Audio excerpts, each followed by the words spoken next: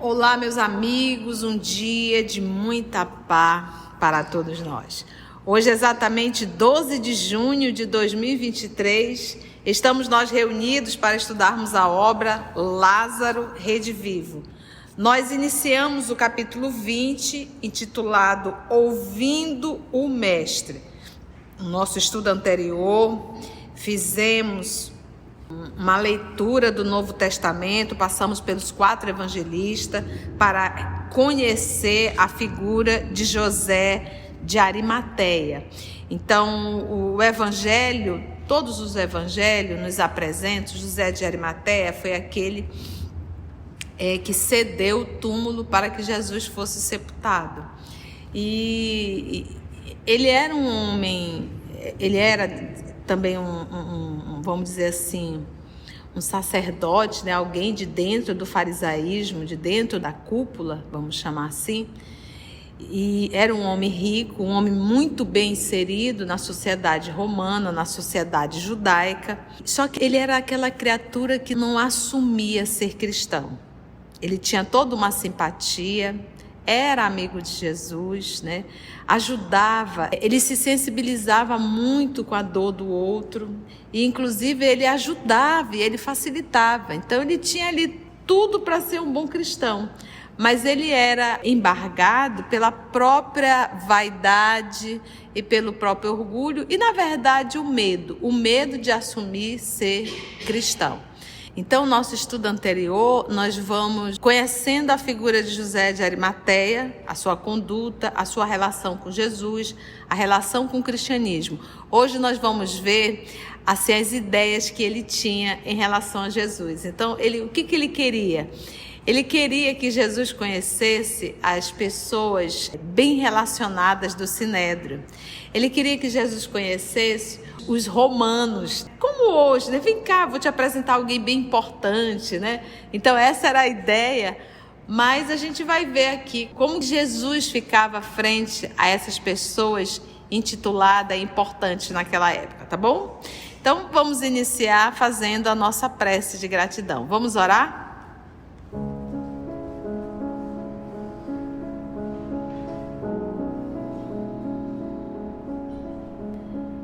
Então vamos fechar os nossos olhos para facilitar a concentração, elevarmos o nosso pensamento ao nosso Cristo Jesus.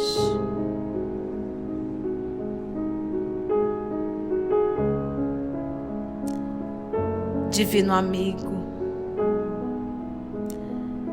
nós te agradecemos, Senhor, por mais um encontro que nós realizamos em Teu nome.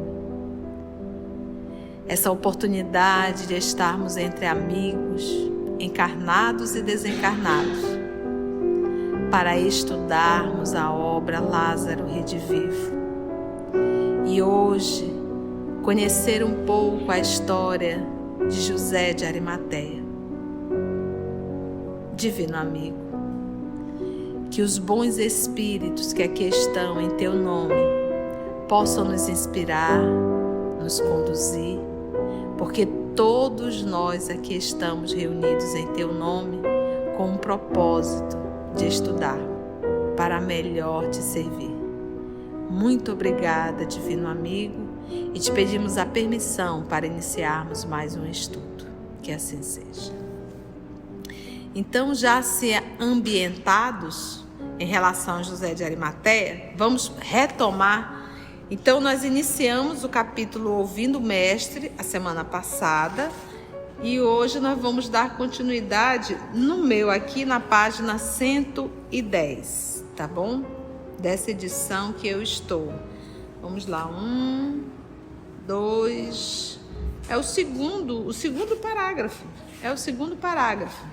É que o primeiro é um parágrafo longo. Vamos lá, então.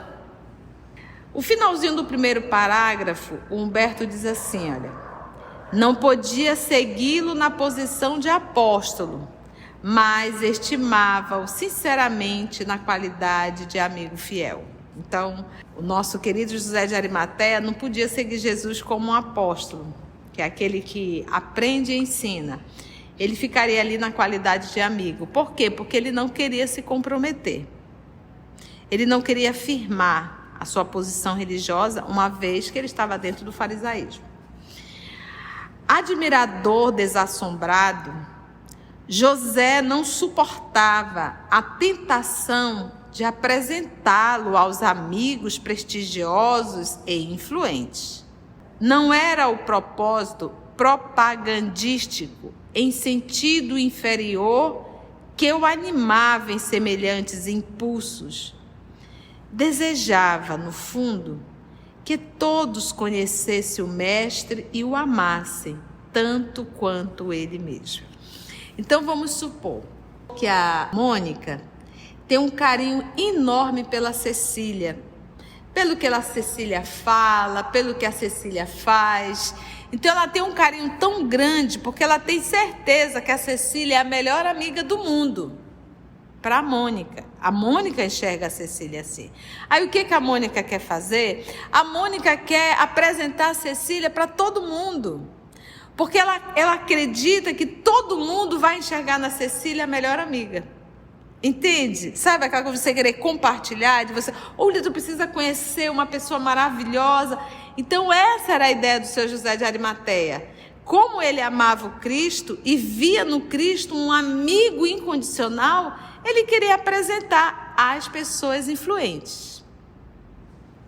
Olha, vem cá, vou te mostrar alguém muito importante, né? Essa era a ideia dele. Ele não queria fazer a propaganda do cristianismo, não era isso, porque lembra que ele não se colocava na condição de apóstolo, ele se colocava na condição de amigo. Ele não era divulgador do cristianismo, ele não era um divulgador das lições de Jesus, não era isso. Ele estava nesse momento querendo apresentar o amigo. Um amigo maravilhoso, legal, super companheiro, super do bem, né? Entendeu? Ele não fazia propaganda do cristianismo. Ele queria só apresentar esse grande amigo. Desejava, no fundo, que todos conhecessem o Mestre e o amassem, tanto quanto ele mesmo. Então, volto aqui o exemplo da Cecília. A Mônica ama a Cecília, mas o fato dela apresentar alguém, isso não quer dizer que aquele alguém também vai amar a Cecília. Pode, inclusive, antipatizar com a Cecília. Então, a gente não pode achar que o fato de nós acharmos alguém maravilhoso, que todo mundo vai achar. Não vai. Jesus, porém, se não deixava de atender aos irmãos humildes que lhe traziam os filhos da necessidade e da desventura, não podia endossar os entusiasmos dos amigos que lhe traziam os filhos da fortuna e do poder. Então, olha só. De repente, alguém necessitado trazia um outro mais necessitado para Jesus ajudar. Jesus recebia, acolhia prontamente. Ele nunca deixou de atender, ele atendia a todos. Mas aí ele faz uma observação, Humberto de Campos. O José de Arimateia chegava super empolgado para apresentar alguém. Jesus não endossava essa empolgação de José de Arimateia. Tipo, ficava assim, ai, que legal, você endossar é isso. O que seria endossar? José de Arimateia, olha, eu vou te apresentar o capitão da guarda romana. Aí Jesus, ai, que legal. Não. Ele não endossava essa alegria, esse entusiasmo. Diferente de quando traziam uma pessoa adoecida, um necessitado, seja de que ordem for. Olha lá como que Jesus ficava frente a essas apresentações. Em razão disso, o seu valoroso admirador de Jerusalém, que é José de Arimateia, muitas vezes sentiu estranheza em face do procedimento do mestre, que se retraía com discrição singular, diferente mesmo. Então, quando José de Arimateia trazia alguém que para José de Arimateia era uma pessoa influente, importante, Jesus se retraía, ficava ali calado, quietinho, não se empolgava, se retraía. Os sacerdotes do templo e autoridades farisaicas, invariavelmente, sentiam-se honrados com a apresentação de romanos ilustres. Era certo que eles ficavam o quê? Honrados com a apresentação de romanos ilustres. Mudou, gente, isso hoje? Não mudou.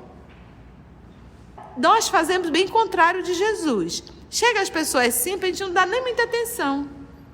Mas chega alguém cheio de títulos, alguém da alta sociedade, pronto, a gente dá toda a atenção. E o contrário era o que Jesus fazia. Dava toda a atenção a quem precisava verdadeiramente e ficava calado e retraído frente aos romanos. Então, aqui, quem é que dava mais atenção? Quem que adorava isso? Era quem? Os sacerdotes dos templos e as autoridades do farisaísmo. Esses eram o que davam mais atenção. Entendeu? Ficava todo empolgado. Ai, que legal, você vai apresentar alguém do império. Entende?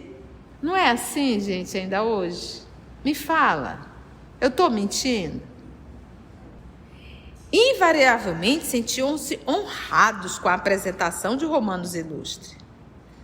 Mas Jesus era diferente. Guardava uma atitude respeitosa, com admirável economia de emoções e palavras. Economia de emoções, ficava, ai, que legal, nossa, que honra estar aqui conhecendo você.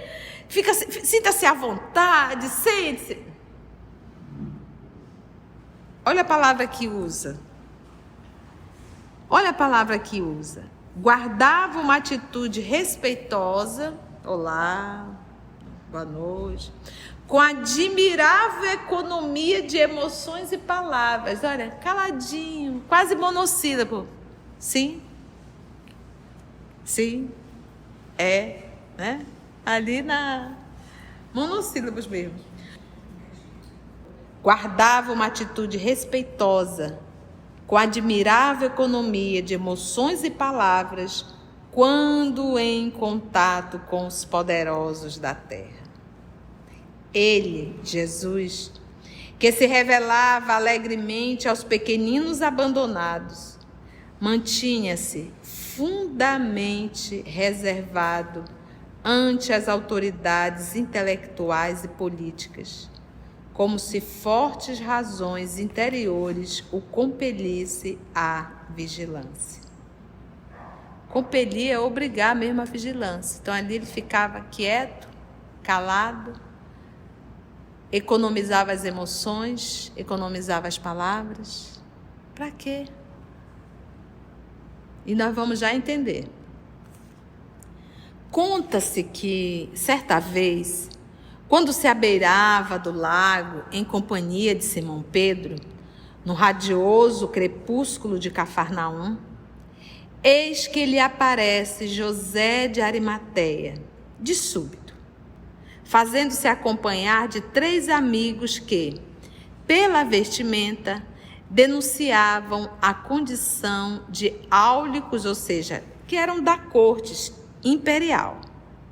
Então, olha só, fazendo-se acompanhar de 3 amigos. Ou seja, ele chegou, não avisou, Jesus estava ali no lago de Cafarnaum, e ele já veio acompanhado desses 3 amigos. Pela vestimenta, denunciava a condição de representantes imperiais, que faziam parte da corte, porque a roupa falava, primeiro deviam estar vestidos à romana, e não era uma roupa popular, aquelas roupas caras que às vezes vinham da Grécia. Eu só me lembro da obra Paulo Estevo. Lembra que a Abigail, quando foi na primeira apresentação pública de Saulo de Tarso, ele mandou buscar uma túnica para ela grega, né? Então, os trajes falavam da sua condição. Mudou? Então, vamos lá, a gente consegue entender isso. Pela vestimenta, denunciava a condição de áulicos imperiais.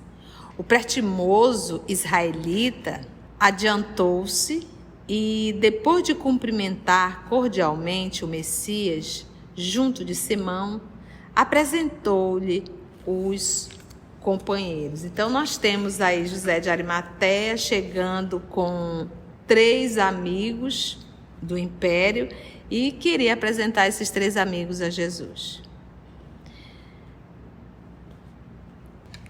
Este é Pompônio Comodiano, patrício notável, com funções de assessor no gabinete do prefeito dos pretorianos.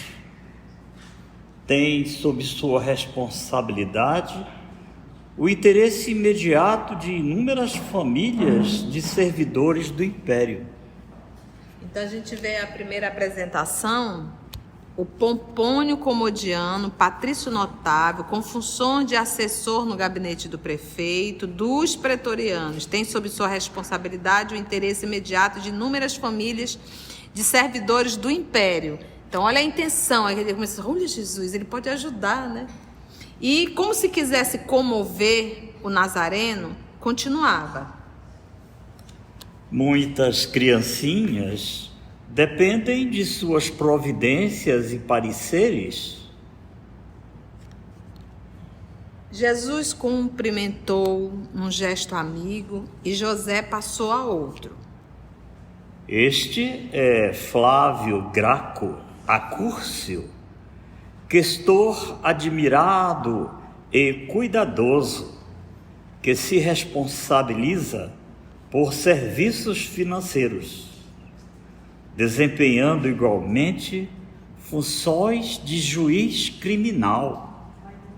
Grandes trabalhos desenvolve no setor da autoridade administrativa, sendo obrigado a trabalho incessante, como elevado servidor do bem público. Você acha que precisava alguém apresentar alguém para Jesus? Não. Ele sabia quem estava chegando. O mestre repetiu a saudação e o amigo apresentou-lhe o último. Então Jesus só, seja bem-vindo, né? Vamos ver o último.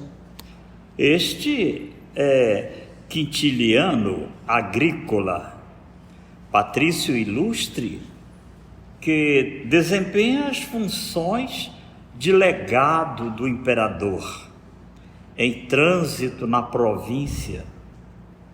Já prestou relevantes serviços em Aquitânia, noutro tempo, e agora dirige-se a Roma, onde prestará relatórios verbais do que observou entre nós, achando-se à frente de importantes responsabilidades referentes ao bem-estar coletivo.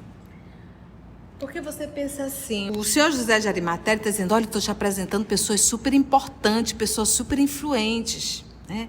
Vê se tu faz amizade, porque a gente pode precisar desse povo, não é verdade? Agora pensa o Cristo. Quem é o maior amigo dele? Deus. Ele é assim com o Papai do Céu.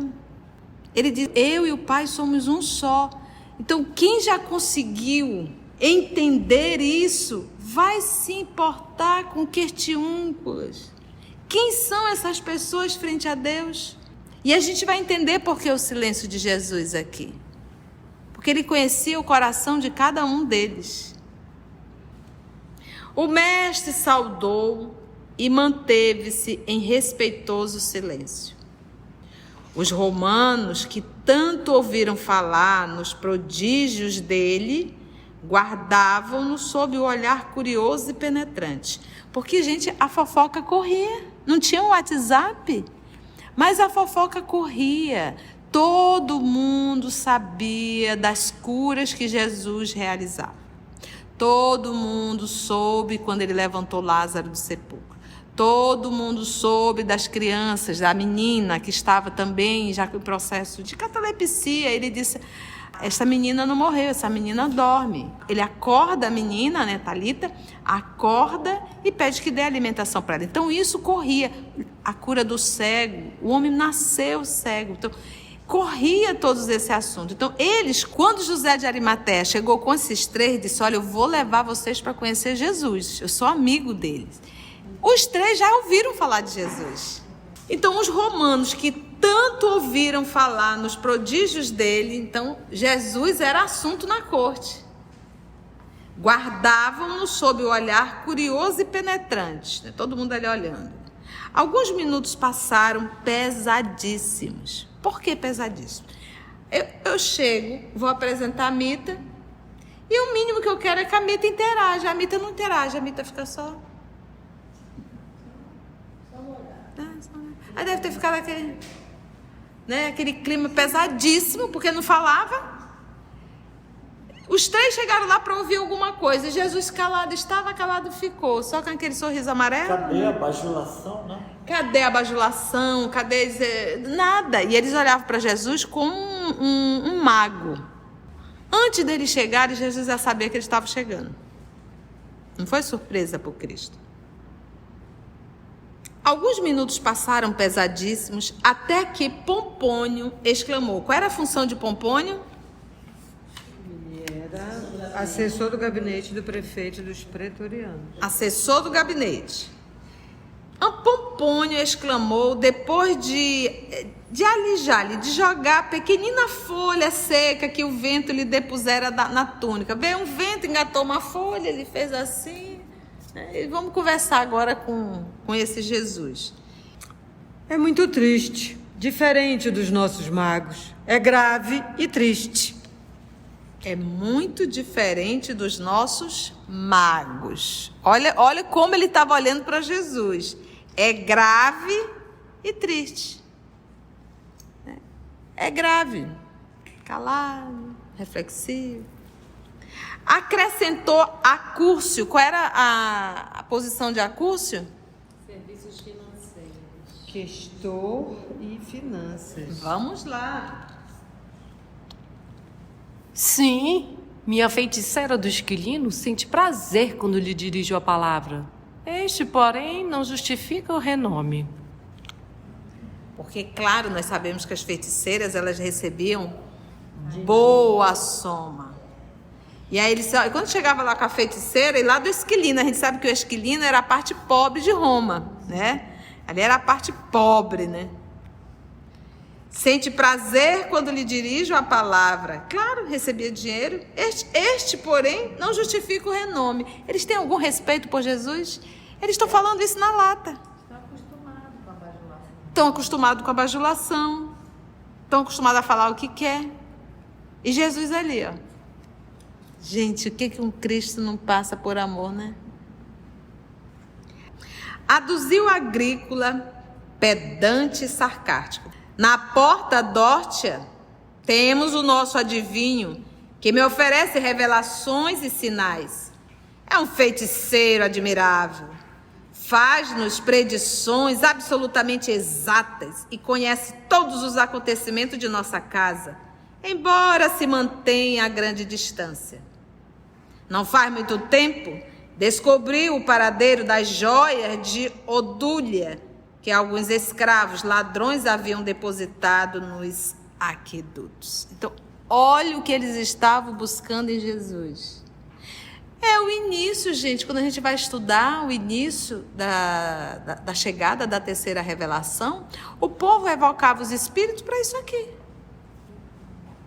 Para saber tesouros perdidos, se iam ganhar herança, se iria casar. Era essas tolices. Era isso que eles estavam vendo em Jesus. Pensa, tu está na frente de um Cristo, tu vai querer saber aonde está o anel que você perdeu na sua casa?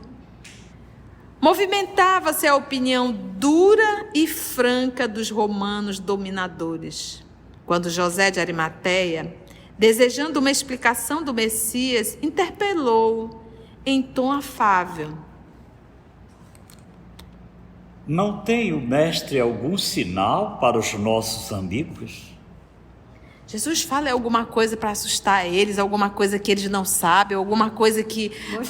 Mostra o teu poder, né? Faz alguma coisa, né? Gente, espíritos nobres, ele não vem atender capricho de A, B ou C. Se nós fizermos uma reunião aqui, de repente tivesse aqui a Aramita que nega tudo ou não acredita. Então vamos lá ver. Se realmente vocês existem, mexe essa mesa para mim. Vocês acham que o espírito nobre vai se submeter a isso? Não vão. Ele vai dizer: problema teu, Aramita. Um dia tu vai entender. É quando eu falava, quando as pessoas dizem: eu não acredito na vida após a morte. Não tem problema não, tu vai morrer um dia e tu vai lembrar desse papo. Mas não pessoa vai desencarnar. Jesus fixou nos visitantes o olhar muito lúcido e respondeu: já receberam eles o sinal da confiança do Pai, que lhes conferiu por algum tempo os cargos que o ocupam. Admirados com a inesperada resposta, os patrícios multiplicaram as perguntas, queriam demonstrações sobrenaturais, desejavam maravilhas. Então, olha só a resposta. Já receberam eles o sinal da confiança do Pai. O que ele está querendo dizer com isso aqui? Eles são mordomos, né, nos cargos que eles ocupam. Porque algum aqui é carpinteiro, algum aqui Porque, gente, o que a gente tem que entender? Quanto maior a tua função, maior a tua responsabilidade. Quanto mais pessoas tu tem que coordenar, dirigir, tu te torna responsável por cada pessoa. Então, já receberam eles o sinal da confiança do Pai. Porque a gente para pensar assim: ah, tia, mas foi eu que cheguei, eu que lutei. Se eu não tivesse lutado, eu não teria chegado aonde eu cheguei. Não subestime a Deus. Se ele não quisesse, você não teria chegado até aí. Então, o fato dele te dar um cargo em que você terá que administrar pessoas, isso já é um voto de confiança de Deus em ti. Ele não te colocou aí para te fazer o mal. Ele te colocou aí para fazer o bem, para ajudar e não para humilhar. Então, já receberam eles o sinal da confiança do Pai, que eles conferiu por algum tempo, porque é transitório. Os cargos que ocupam, por algum tempo, porque vai largar tudo, vai deixar tudo. O dia que a gente conseguir entender que não é merecimento, é misericórdia. Não é porque você é preferido, não, é necessidade de evolução. Se nós estamos numa condição de administrar muitas pessoas e termos muitas pessoas sobre a nossa responsabilidade, isso mostra o nosso compromisso com a sociedade coletiva. Então, se eu tenho que me alinhar com a multidão, é porque eu já desalinhei essa multidão. E agora eu preciso me recompor frente a ela. Entende? Não é mérito, é necessidade. Então, a misericórdia divina está dizendo assim: meu filho, tu tem uma encrenca com 3.000 pessoas. Eu vou te dar a oportunidade de reencontrar essas 3.000 pessoas. E agora tu vai ter a oportunidade, por isso é que a gente diz mordomo, né? Eu vou te dar todos os recursos para te aprender a ser bom com essas 3.000 pessoas. É isso, por isso é que nós somos mordomos, é administradores e não proprietários. Então, quando ele diz, já receberam eles o sinal da confiança do Pai, que eles conferiu por algum tempo os cargos que ocupam. Admirados com a inesperada resposta, os patrícios, né, eram romanos, multiplicaram as perguntas. Queriam demonstrações sobrenaturais, desejavam maravilhas. O mestre, porém, depois de ouvi-los com sublime serenidade, ergueu a voz, que eles não ousaram interromper, e falou: Romanos, em verdade há feiticeiros que fazem prodígios e magos que distraem os ósseos dos homens indiferentes aos destinos de sua própria alma. Eu, porém, não vos trago entretenimentos passageiros, e sim a solução de interesses eternos do espírito que nunca morre. Para diversões e prazeres inúteis, tendes os vossos circos, cheios de dançarinos e gladiadores. Se desejais, contudo, a revelação viva de que sou portador, examinai primeiramente até onde vos comprometereis com César, a fim de servirdes efetivamente a Deus. Gente, que aula! Olha que lições, como isso cabe para o nosso dia de hoje. Romanos, vamos lá, vamos ticar. Em verdade, esse A é de existem, de existir. Existem feiticeiros que fazem prodígios. E existem ainda hoje, que fazem prodígios. E magos que distraem os ósseos. O que é ósseo, gente? É muito trabalho, é pouco trabalho ou é nada? Nada. Tô nem aí, sem fazer nada. E magos que distraem os ósseos dos homens, indiferentes ao destino de sua própria alma. Olha que interessante isso aqui. Quantas pessoas encarnadas ainda no planeta Terra, distraídos e indiferentes ao destino da sua própria alma. Viver aqui na Terra sem absolutamente nenhum compromisso, aprontando tudo e achando que não vai prestar conta de nada.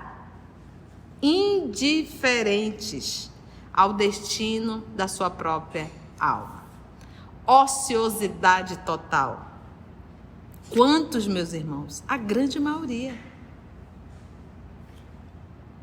Dos homens indiferentes ao destino da sua própria alma. Eu, diz Jesus, porém, não vos trago entretenimentos passageiros, e sim a solução de interesses eternos do Espírito que nunca morre. Pum!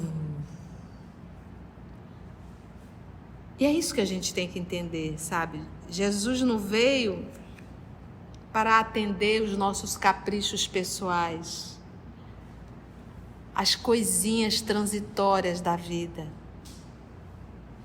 Jesus veio, olha só, para nos trazer a solução de interesses eternos do Espírito que nunca morre. Qual é a solução que Jesus nos traz? Que é interesse do Espírito eterno. Porque eu sei que a minha condição de eternidade está de comum acordo com a minha vivência do Evangelho. Eu sei que fica muito difícil enquanto eu não seguir o Cristo. E Ele veio trazer toda a solução. Solução por quê? Porque nós criamos um grande problema na nossa vida. Quando nós optamos pelo pior caminho, a porta larga. Então a gente arrumou um grande problema. Quem é a solução de tudo isso? É o Cristo. As lições que Ele nos trouxe e ainda nos traz, que cada vez que a gente abre o Evangelho, Ele é presente, para que a gente possa tomar um rumo na vida da gente, para que a gente possa realmente resolver esse grande problema que nós criamos para a gente, que foi desenvolver a vaidade, o orgulho, o egoísmo e os vícios. É pouca coisa? Então ele disse, eu estou te trazendo a solução de tudo isso. Vos trago entretenimentos passageiros e sim a solução de interesses eternos do Espírito que nunca morre. Então, os prazeres, os entretenimentos passageiros é para a personalidade ou é para o Espírito? Para a personalidade transitória. Morreu, acabou o entretenimento. E as lições do Jesus é para quem? É para o Espírito. Vai morrer, gente, todas as lições do Cristo são eternas. Elas nunca morrem. E ela não vem me trazer uma alegria momentânea e passageira. Não é um entretenimento. É uma felicidade plena, autêntica, eterna, imortal. Para diversões e prazeres inúteis. Porque se a gente parar para pensar, qual é a utilidade das nossas diversões bobas e dos nossos prazeres viciosos? Me diga. Inúteis. Quando ele fala de inutilidade, ele está dizendo assim, isso serve para quê? Para você, espírito imortal? Isso serve para quê? Essa diversão? Para diversões e prazeres inúteis, tendes os vossos circos cheios de dançarinos e gladiadores. Tu vê até a figura do Cristo e quer transformar o Cristo numa diversão? Como é que isso seria hoje? Você vem para a casa espírita e quer ouvir piada dentro da casa espírita. Quer estar gargalhando dentro da casa espírita. Quer estar brincando. Quer ver hoje? Tem casas espíritas que, para trazer os jovens, faz da juventude um barulho, um estardalhaço. Porque você colocar dentro de uma sala guitarra, bateria, para tocar música para chamar o jovem, fica um barulho infernal para divertir o jovem. Mas tu está trazendo ele para a casa do Cristo e quer que o Cristo seja essa diversão barulhenta para ele? Será que a gente está entendendo bem o que é o Evangelho? Eles queriam diversão. Jesus disse: quer diversão? Vá para o circo. Vai ver os gladiadores, lá tu tem diversão. Aqui comigo não é assim. Então quer ouvir música barulhenta? Vai para o show. Que lá tem guitarra, bateria, muito barulho. Se tu queres diversão, Jesus não é diversão.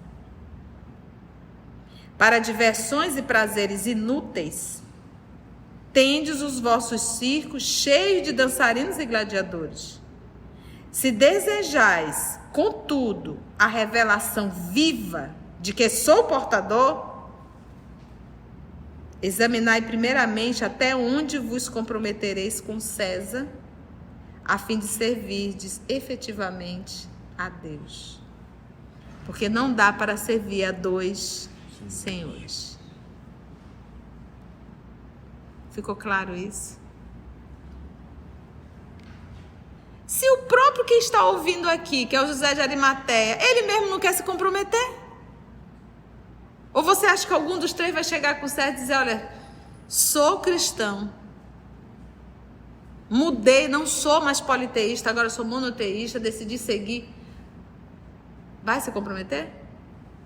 A fim de servir efetivamente a Deus, porque não tem como. E isso hoje, a gente pega César, a gente pega realmente as coisas da vida mesmo, as coisas dos prazeres, as coisas mundanas, as coisas, os vícios, né? Tudo isso a gente para pensar: como é que eu posso ir para um prostíbulo sexta-feira e sábado ir aplicar passe? Sábado ir fazer um evangelho? Como é que eu posso na sexta-feira ter feito numa festa, farreado, bebido tudo, chamado todos os palavrões, e no sábado eu estar de manhã na evangelização infanto-juvenil? Me fala se isso é possível. Não é, gente. Tia, a senhora está querendo que a gente se santifique? Não é eu, não, é o Cristo. E ainda não é se santificar, é começar a se moralizar. Porque para se santificar, a gente dá falta galgar muito. A gente tem que o primeiro passo, que é a moralização.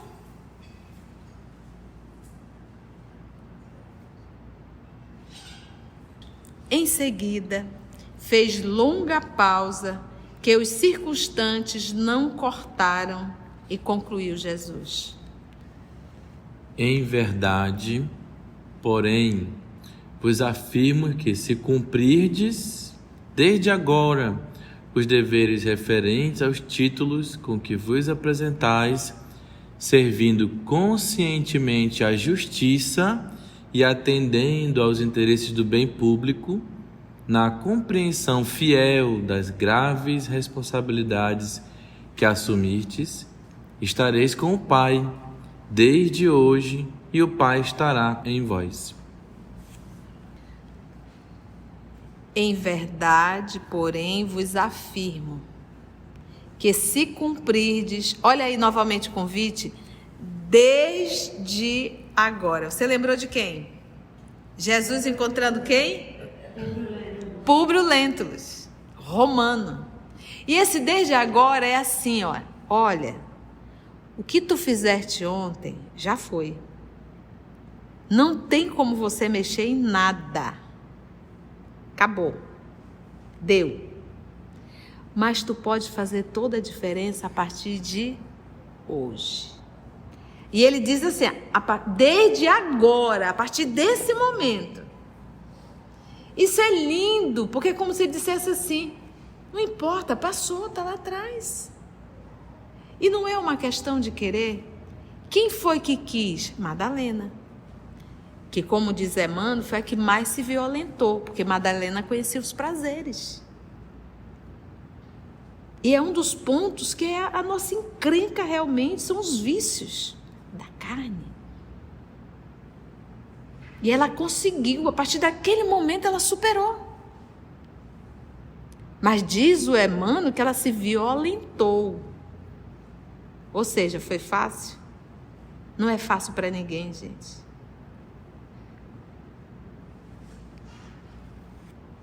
Em verdade, porém, vos afirmo que se cumprirdes desde agora. Por que desde agora? Porque nós já estamos atrasados faz tempo. Os nossos vícios, eles não são novos. Os nossos vícios, eles já são milenares. Já faz muito tempo que nós somos esse ser que nós somos aqui. A gente olha assim, esse jeito Conceição de ser, esse jeito Abner de ser, esse jeito Carla, Mita, Narumi de ser, isso não é novo. Nós já estamos assim há milênios. O que seria novo? Sabe o que é novo? É quando a gente começa a seguir o Cristo. Isso é novo. Esse é um ser novo. E como que você sabe? Porque é difícil você fazer. Dói até fazer. Sabe criança que está aprendendo a escrever? Ela tem coordenação motora? Você já viu o sacrifício que a criança faz para ter coordenação motora? Para fazer uma bolinha? É como se doesse, ela não tem coordenação. Assim somos nós quando fala de coordenação moral. Dói, é um sacrifício, é uma luta. Isso quer dizer que a gente começou a mudar. Fazer errado é sinônimo de repetição. Correção é sinônimo de mudança. Então, olha só, desde agora, os deveres referentes aos títulos com que vos apresentai. Jesus está, por um acaso, dizendo: larga a tua vida profissional, é lá dentro. Ele não está pedindo para eles deixarem os cargos que eles exercem dentro do Império Romano. Ele está pedindo para eles servirem ao Cristo lá dentro. E conforme vai avançando as tarefas. Então, onde ele estiver, tem dever para fazer. A não ser que a gente pense que dever para fazer, né? Aí ele explica agora: servindo conscientemente à justiça, a César, e atendendo aos interesses do bem público. O que a gente aprende? O que é o mal é o bem só para si. Se o bem é só para mim, isso já é o mal. Porque o verdadeiro bem, ele é bem para todos. Não é só para um. Servindo conscientemente à justiça e atendendo aos interesses do bem público, na compreensão fiel das graves responsabilidades que assumistes. Olha só. Por que grave responsabilidade? O cargo deles é pequeno ou é grande? É grande. Então avalie agora a nossa administração pública. Imagina você num cargo de administrar dinheiro público. Grave responsabilidade. Imagina você ser um secretário da saúde. Todas as pessoas que desencarnaram por uma má administração, você terá que responder. Tu já pensou nisso? Imagina você como secretário da educação. E por aí se vai.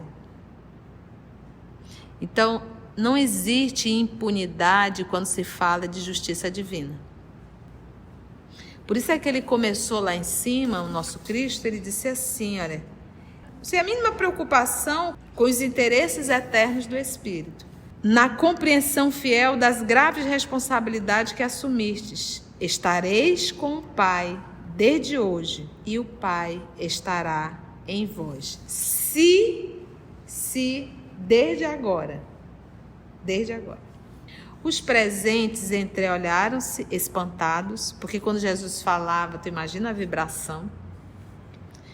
E quando retomaram a palavra, o Messias Nazareno já se havia despedido de José de Arimateia e atravessava as águas do grande lago em companhia de Pedro, em busca da outra margem. Ficar ali para esperar o quê? Vocês acham que eles seguiram Jesus? Claro que não. Mas a lição do Cristo ecoou dentro deles durante muitas encarnações. Aquele convite ficou. Oi, professor. Assim como os bons espíritos não permanecem aonde só tem futilidade. Não. Eles se afastam e já que vocês querem fazer outra coisa, então... Eles deixam, né? Agora é interessante que Jesus não perde a oportunidade de esclarecer. Né? Ele esclareceu. Por quê? Porque as lições do Cristo são lições eternas. Essas lições aqui ficaram gravadas em cada um deles, inclusive José de Arimateia. E assim nós finalizamos mais um capítulo. Foi bom, gente? Deu para aprender alguma cosita? Que bom. Antes de orarmos em agradecimento, vamos ouvir algumas considerações da tia que destacamos neste estudo para a reflexão dos ensinamentos.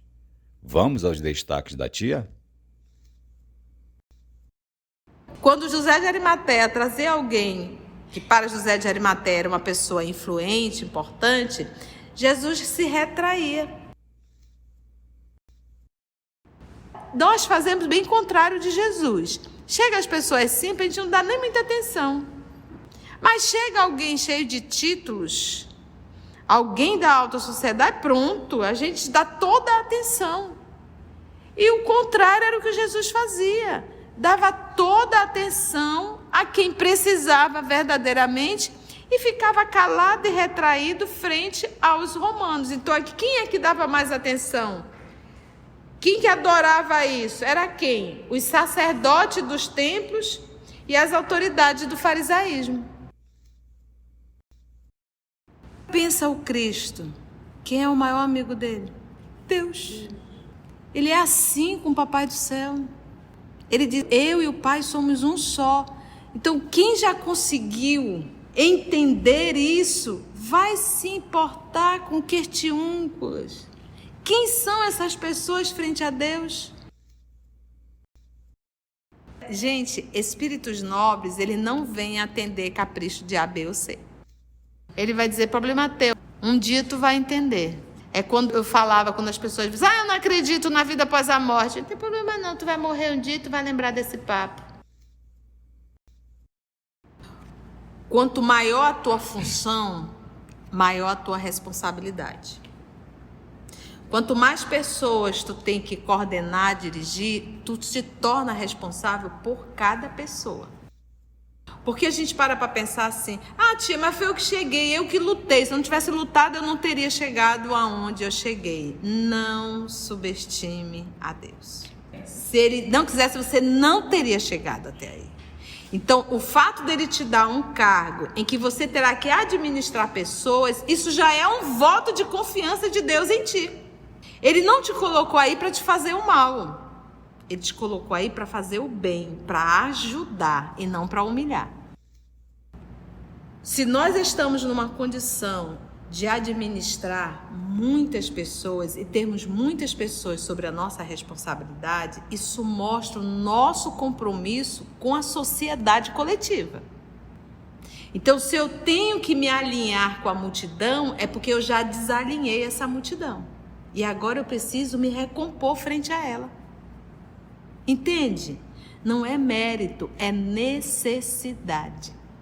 Então a misericórdia divina está dizendo assim, meu filho, tu tem uma encrenca com 3.000 pessoas. Eu vou te dar a oportunidade de reencontrar essas 3.000 pessoas. E agora tu vai ter a oportunidade, por isso é que a gente diz mordomo, né?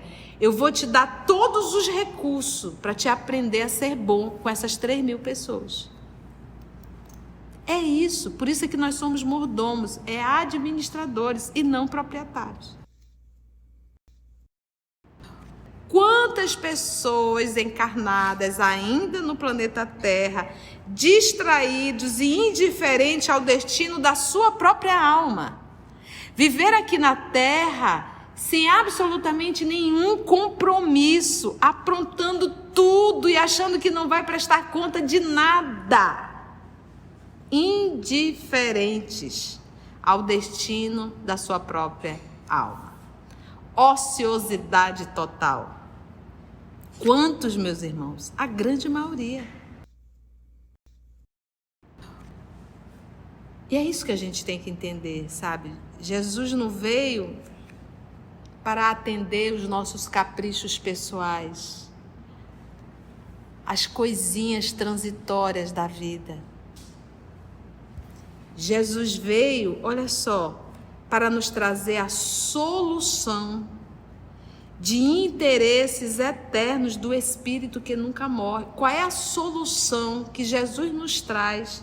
Que é interesse do Espírito eterno. Porque eu sei que a minha condição de eternidade está de comum acordo com a minha vivência do Evangelho. Eu sei que fica muito difícil enquanto eu não seguir o Cristo. E Ele veio trazer toda a solução. Solução por quê? Porque nós criamos um grande problema na nossa vida. Quando nós optamos pelo pior caminho, a porta larga. Então a gente arrumou um grande problema. Quem é a solução de tudo isso? É o Cristo. As lições que Ele nos trouxe e ainda nos traz, que cada vez que a gente abre o Evangelho, Ele é presente, para que a gente possa tomar um rumo na vida da gente, para que a gente possa realmente resolver esse grande problema que nós criamos para a gente, que foi desenvolver a vaidade, o orgulho, o egoísmo e os vícios. Então, os prazeres, os entretenimentos passageiros, é para a personalidade ou é para o espírito? Para a personalidade transitória. Morreu, acabou o entretenimento. E as lições do Jesus é para quem? É para o espírito. Todas as lições do Cristo são eternas. Elas nunca morrem. E ela não vem me trazer uma alegria momentânea e passageira. Não é um entretenimento. É uma felicidade plena, autêntica, eterna, imortal. Qual é a utilidade das nossas diversões bobas e dos nossos prazeres viciosos? Me diga. Inúteis. Quando ele fala de inutilidade, ele está dizendo assim: isso serve para quê? Para você, espírito imortal. Você vem para a casa espírita e quer ouvir piada dentro da casa espírita. Quer estar gargalhando dentro da casa espírita. Quer estar brincando. Quer ver hoje? Tem casas espíritas que, para trazer os jovens, faz da juventude um barulho, um estardalhaço. Porque você colocar dentro de uma sala guitarra, bateria, para tocar música para chamar o jovem, fica um barulho infernal para divertir o jovem. Mas tu está trazendo ele para a casa do Cristo e quer que o Cristo seja essa diversão barulhenta para ele? Será que a gente está entendendo bem o que é o Evangelho? Eles queriam diversão. Jesus, tu quer diversão? Vai para o circo. Vai ver os gladiadores, lá tu tem diversão. Aqui comigo não é assim. Tia, a senhora está querendo que a gente se santifique? Não é eu, não, é o Cristo. E ainda não é se santificar, é começar a se moralizar. Porque para se santificar, a gente ainda falta galgar muito. A gente tem que o primeiro passo, que é a moralização. Olha, o que tu fizeste ontem já foi. Não tem como você mexer em nada. Acabou. Deu. Mas tu pode fazer toda a diferença a partir de hoje. E ele diz assim, desde agora, a partir desse momento. Isso é lindo, porque é como se ele dissesse assim, não importa, passou, está lá atrás. Não é fácil para ninguém, gente. Nós já estamos atrasados faz tempo. Os nossos vícios, eles não são novos. Os nossos vícios, eles já são milenares. Já faz muito tempo que nós somos esse ser que nós somos aqui. Nós já estamos assim há milênios. O que seria novo? Sabe o que é novo? É quando a gente começa a seguir o Cristo. Isso é novo. Esse é um ser novo. E como que você sabe? Porque é difícil você fazer. Dói até fazer. Dói. É um sacrifício, é uma luta. E isso quer dizer que a gente começou a mudar. Fazer errado é sinônimo de repetição. Correção é sinônimo de mudança. Jesus está por um acaso dizendo, larga a tua vida profissional? É lá dentro. Ele não está pedindo para eles deixarem os cargos que eles exercem dentro do Império Romano. Ele está pedindo para eles servirem a um Cristo lá dentro. O que a gente aprende? O que é o mal é o bem só para si. Se o bem é só para mim, isso já é o mal. Porque o verdadeiro bem, ele é bem para todos. Não é só para um. Então, avalie agora a nossa administração pública. Imagina você num cargo de administrar dinheiro público. Grave responsabilidade. Imagina você ser um secretário da saúde. Todas as pessoas que desencarnaram por uma má administração, você terá que responder. Tu já pensou nisso? Imagina você como secretário da educação. E por aí se vai. Então, não existe impunidade quando se fala de justiça divina. Amigos, vocês que estão acompanhando, amigos, amigas do nosso canal, se você chegou até aqui o final, deixa seu comentário. É muito importante a gente poder ler o teu comentário. Não esqueça de curtir para que possa divulgar a página, dá o seu like, né? E, se possível, faça a sua inscrição no nosso canal e toca o sininho. Porque quando você toca o sininho, o YouTube avisa para você quando o EOS publicar um novo estudo. Então, receba um grande abraço da família EOS Manaus. Assim, concluindo o nosso estudo de hoje, e agradecendo o nosso Mestre Jesus por mais este momento de aprendizado, vamos orar? Então agradecemos assim a Deus nosso Pai, a Jesus, o nosso Mestre por excelência, e aos amigos espirituais aqui presentes. Se Deus nos permitir, até o nosso próximo encontro.